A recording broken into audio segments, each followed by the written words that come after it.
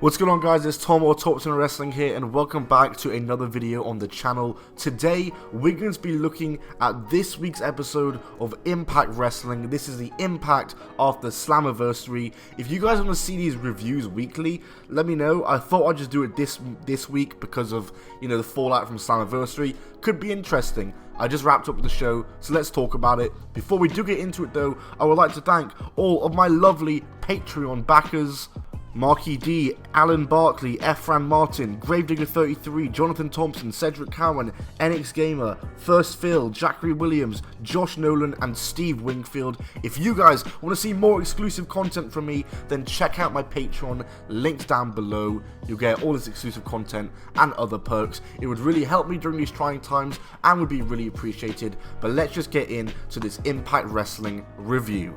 So first of all, I should preface this by saying that this is the first episode of Impact I've watched in full in a very long time, probably since TNA. And I'm looking to get back into Impact because of all this Slammiversary stuff. Slammiversary was a good show, so I thought I'd get back into the show. The show opens with an EC3 vignette. He talks about fighting back against people and controlling his own narrative. Interesting. Impact has a brand new opening intro with all the new champions and all the new talent, including EC3 and Heath and the Good Brothers and the Motor City Machine Guns, etc, etc.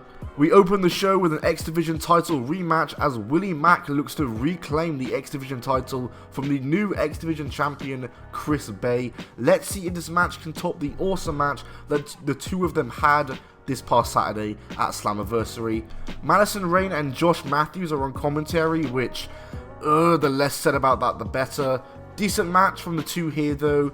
Josh and Madison don't really take away from it too much, though they do start talking about off-topic stuff, and Chris Bay retains after a springboard cutter. Definitely not as good as their Slammiversary match, but good stuff regardless, and I'm interested to see where both men go from here.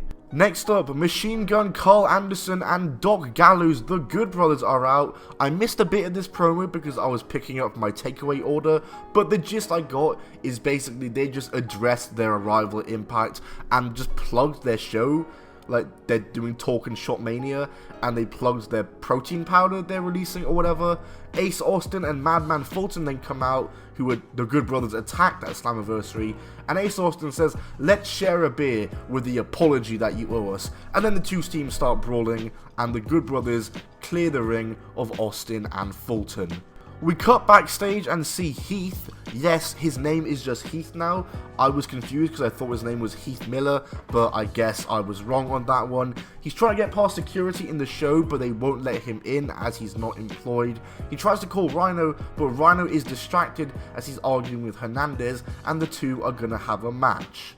We see Chris Bay celebrating backstage with two women with some champagne, and Rohit walks in and gives a toast to him, and Rohit says he can watch Chris Bay's back for him if he needs. So, okay.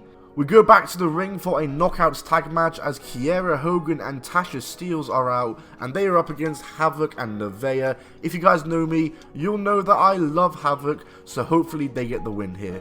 The commentary acknowledges the Knockouts Tag Championships coming back, which I know many fans want to see come back, and I'd like to see it too.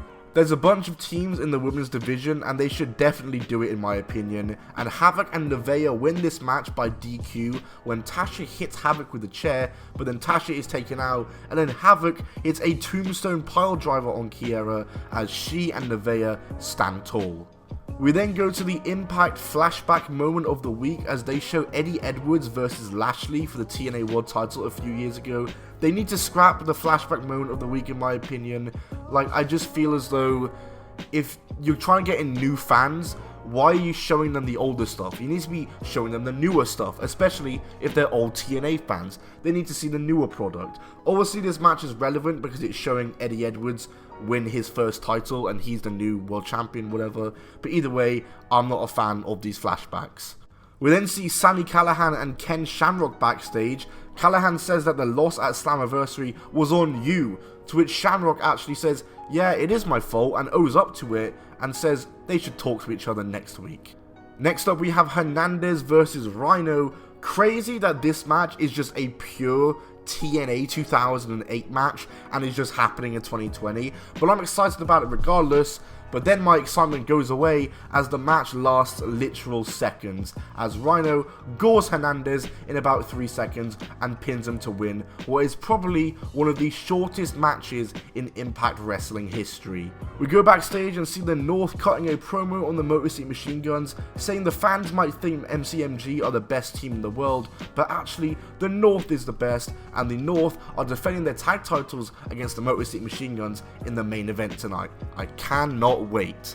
We go to an interview with the new Knockouts champion Deonna Purrazzo. She talks some smack about Jordynne Grace, and then Kylie Rae interrupts and introduces herself. Of course, Kylie Rae is a normal contender. They look to shake hands, and then Deonna tries to lock Kylie Rae in the armbar, and they start brawling and have to be separated. The new world champion Eddie Edwards is out to the ring now. He cuts a promo just talking about his journey back to the Impact World Championship and says it's time for a new journey, and begins to say he is going to be a fighting champion and he will now be defending the title every week in an open challenge, and that he is living proof anything is possible. It was a bit of a meh promo, and Eric Youngman comes out and Eric says Eddie should be thankful that Rich Swann is in hospital and not Eddie. The two start brawling and they have to be separated.